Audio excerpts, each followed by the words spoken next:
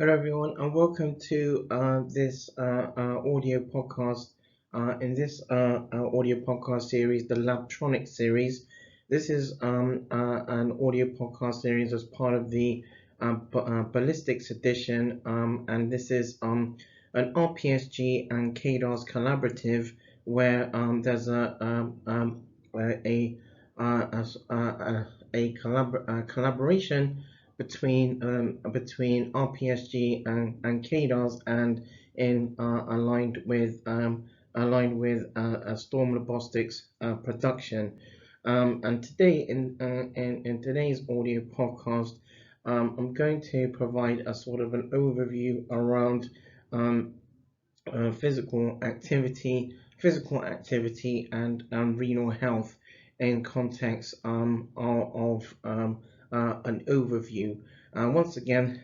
this is the Shientist.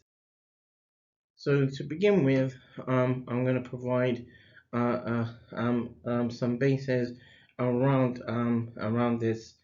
So muscle strength, uraemia, and for example, in context of hemodialysis complications and activity levels of chronic kidney disease patients, for example, can be can be can be can be can be or are a variable, but evidence has highlighted, at least in works by Zhang and team in 2019, where for example, where evidence indicates that further deterioration of basic activities or in aspects of of of in relating to physical activities, in regards to in regards to day to day, can where there's deterioration, can also increase the all-cause mortality, and also moderate intensity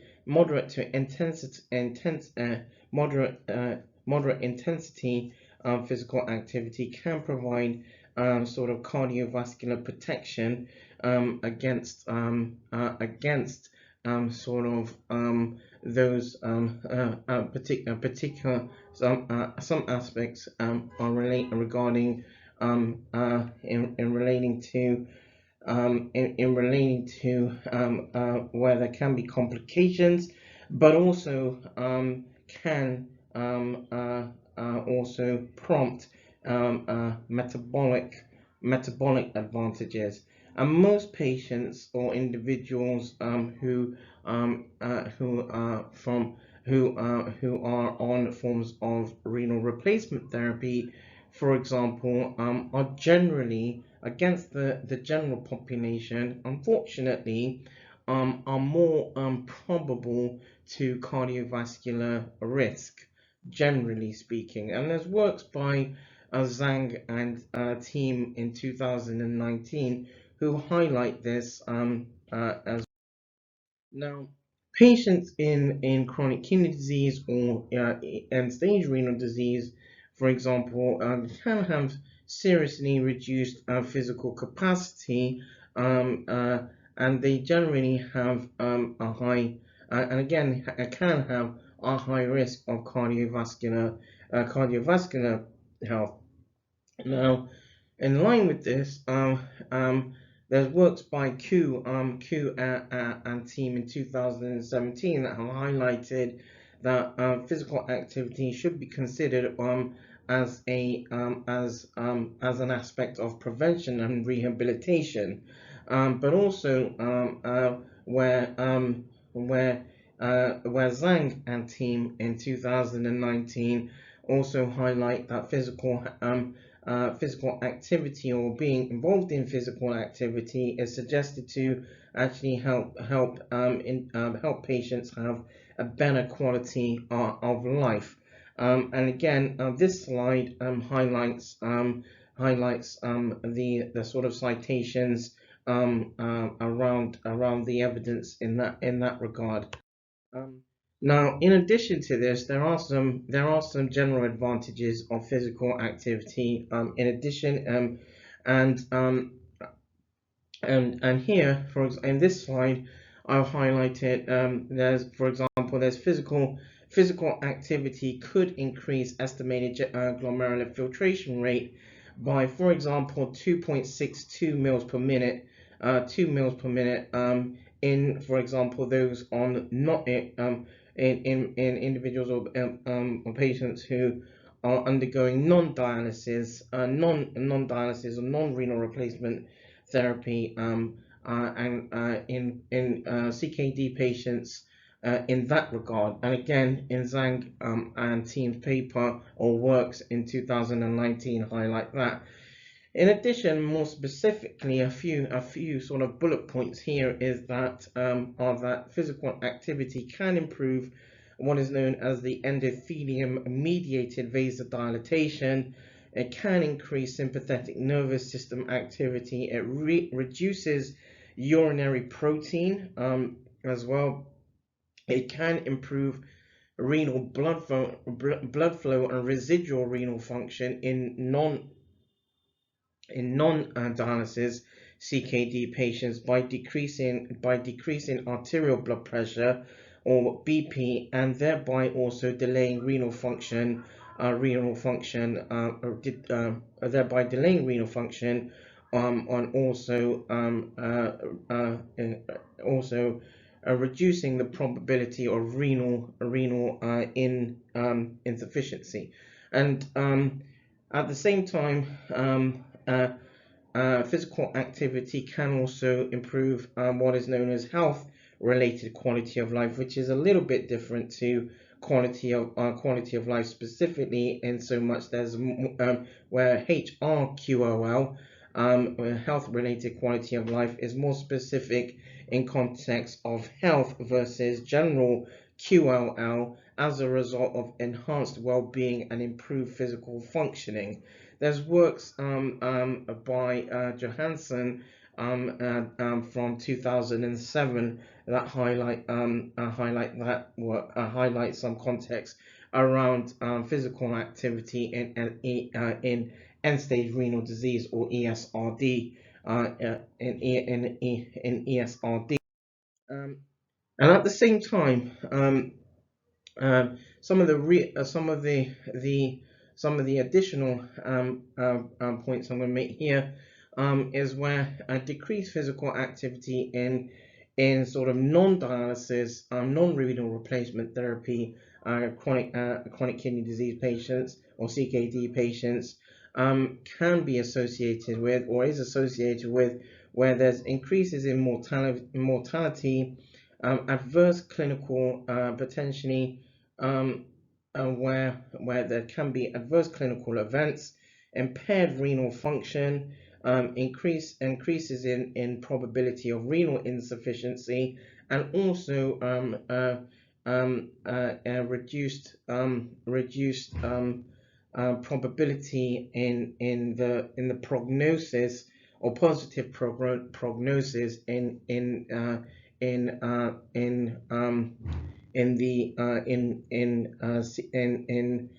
around allograft functioning.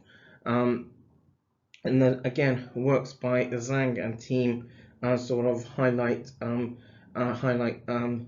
sort of physical activity in context of estimated glomerular filtration rate from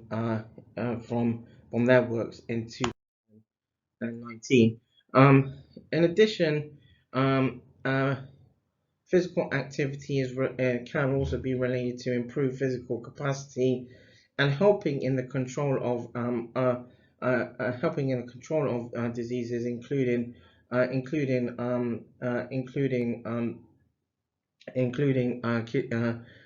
obviously kidney disease. But studies also show, or investigations also highlight, that physical fitness level of HD patients can improve sort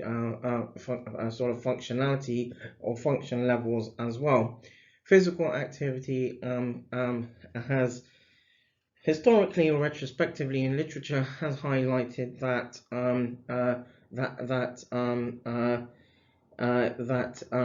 in some ways is used as an intervention or kind of an intervention versus for example, a recreational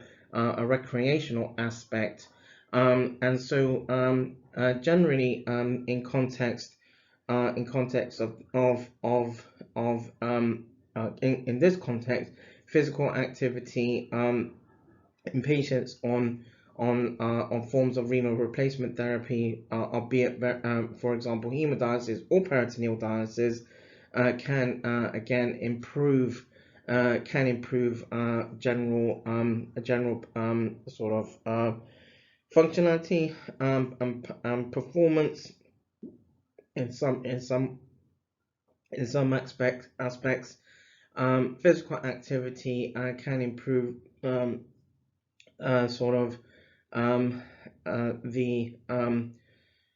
in patients on forms of renal replacement therapy, can also increase and help with blood flow and also oxygen saturation, along with other particular parameters. And Q and team in 2017 sort of highlight some works around. Low levels of physical activity generally have an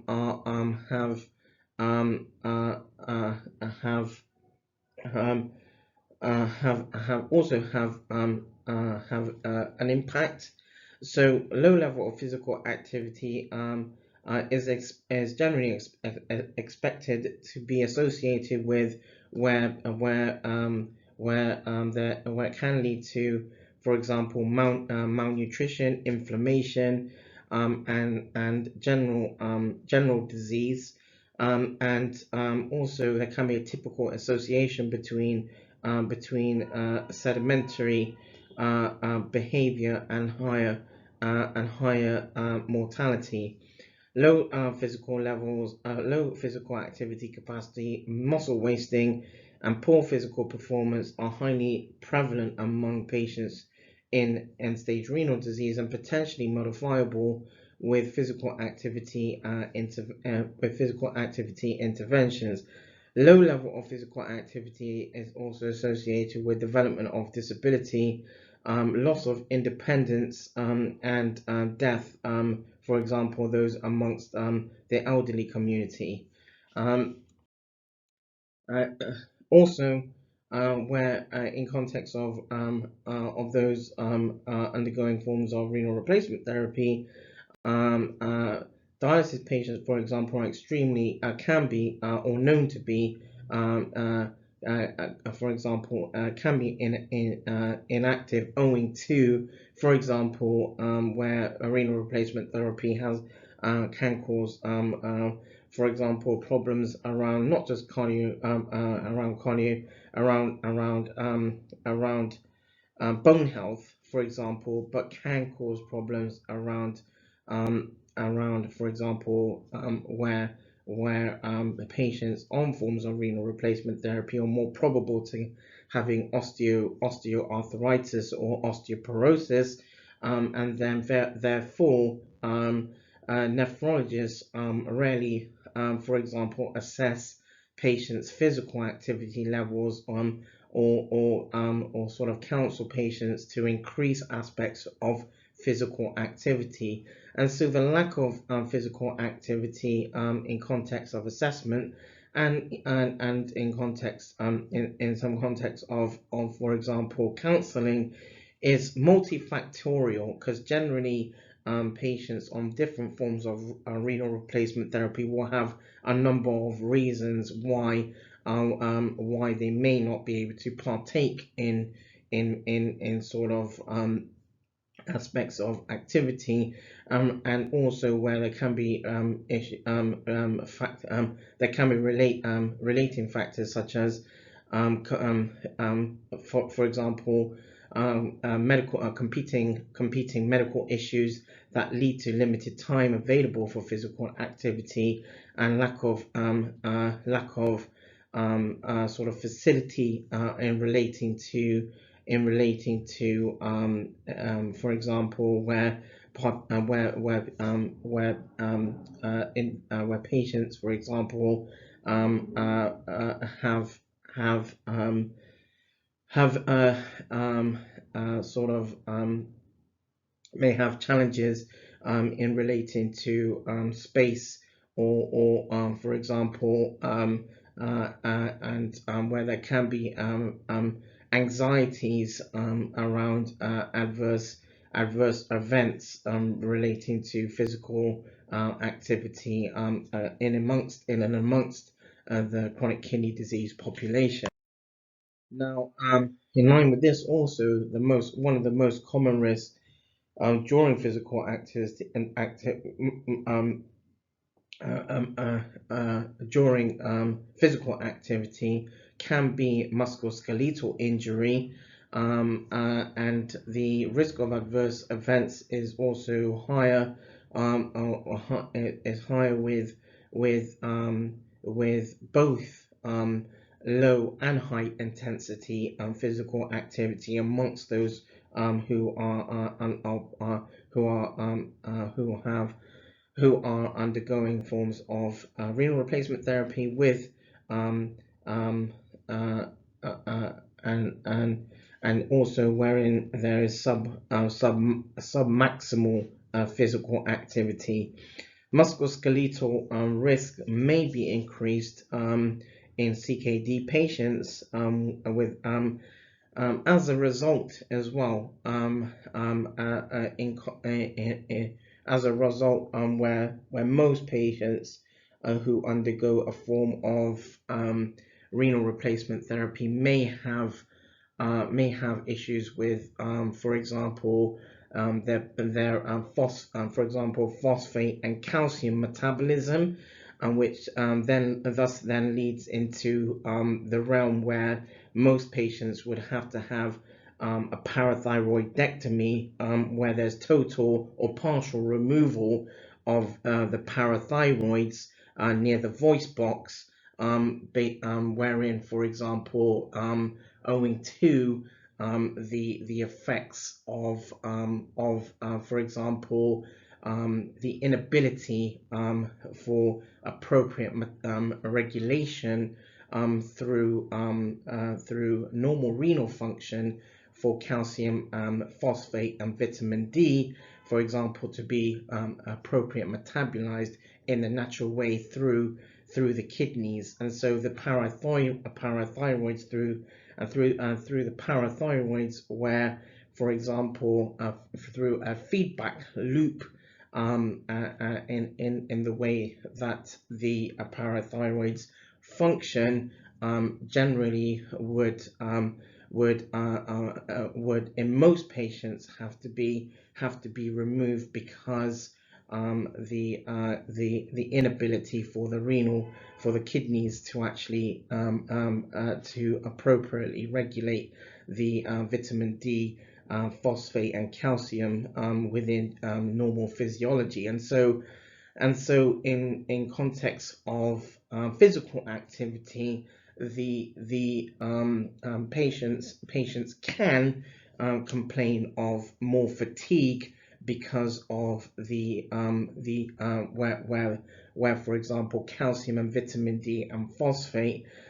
these parameters can generally cause more can cause some aspects of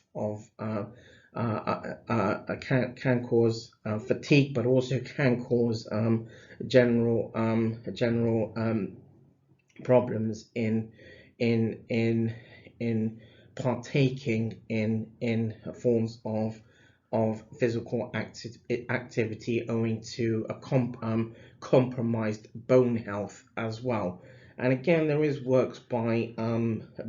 Johansson from 2007 that look at this as well. And then there's in context of this, there's aspects around strength training as well. Now, strength training in this context, where, for example, weight bearing of strength activity or physical activity could decrease the risks of falls and increase bone density and reduce the risk of fracture as well. The risk in this context for injury can also in context of strength training can be minimized by including warming up before partaking in full forms of physical activity, and also by avoiding in some context by avoiding high impact sort of activities, high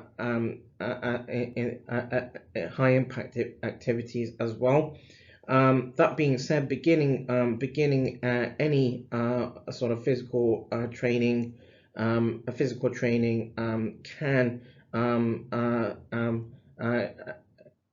at least in context of low intensity can be advantageous, can be advantageous, and wherein patients can gradually get into, for example, sort of more or progress into more sort of tolerated forms of strength training and other forms of physical activity, as they, for example, get used to forms of renal replacement therapy. Now, I'm going to talk a little bit. I'll highlight a little bit around medical activity physical activity investigation and medical screening or clinical screening before participating in physical activity can help determine which patients are, for example, more at risk for increased risk for sort of what are known as issues around cardiovascular health, and screening should be related to proposed sort of intensity of training and patients' sort of symptoms for patients. Intensity around the training and patients, any symptoms that patients may or may not have in and around and part of the sort of physical activity that they are doing, but also patients with who are diagnosed with, for example, certain sort of preemptive issues. For example, as mentioned, where, for example, where patients may have a partial or total parathyroidectomy, for example, where such patients have sort of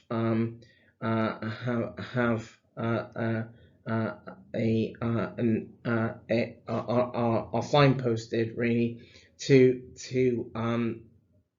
partake in those in for example in around physical activity that may start, for example, as quite mild before going into sort of moderate to more intense sort of physical activity, owing to the phosphate and calcium and vitamin D levels being maintained, or being at in keeping, so that those parameters are in keeping with normal hemostasis, and so that after sort of after basic laboratory screening, that patients can be are informed that the physical activity that they are involved in or can do, or potentially are thinking of doing, whether that those parameters are not going to be compromised. And so doing those having so it's important for both for nephrologists, for example, and for those health professionals who have have understanding of these parameters, are informing patients who are on forms of renal replacement therapy that they can partake in particular physical activity, if for example it's something that they want to do, or they can get into. So the current some of the guidelines, and albeit some of the context here is a little bit dated, However, the guidelines have been where there have been guidelines around physical activity. The KDOQI, or the Published Kidney Disease Outcomes Quality Initiative, or KDOQI, clinical practice informs that all dialysis patients or those on renal replacement therapy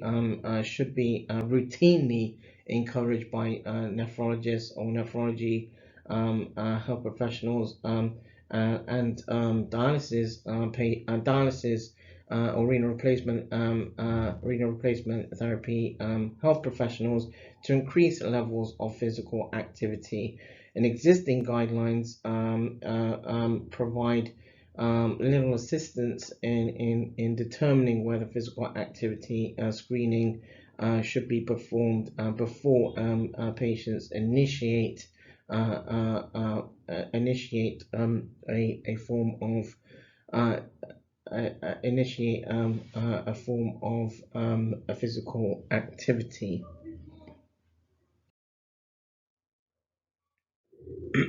So in context of steps to increase in physical activity, there is a premise where teams should determine whether patients can perform, for example, at least a moderate amount of activity in and across at least a few days per week, for example. And if patients are not sort of active, it is important to investigate for example, barriers, including specific questions about, for example, musculoskeletal limitations and potential, and where there can be potential cardiac limitations, such as, for example, chest pain or dyspnea, or also known as, for example, labored breathing. And again, there's works by Johansson in 2007 that